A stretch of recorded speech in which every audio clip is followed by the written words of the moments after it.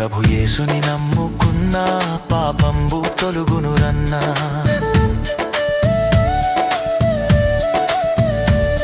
ప్రభు యేసుని నమ్ముకున్న పాపంబు తొలుగునురన్నా.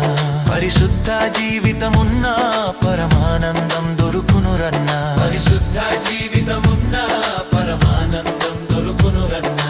ఈ లోకం మనది కాదు, మనతోటి ఏమీ రాదు.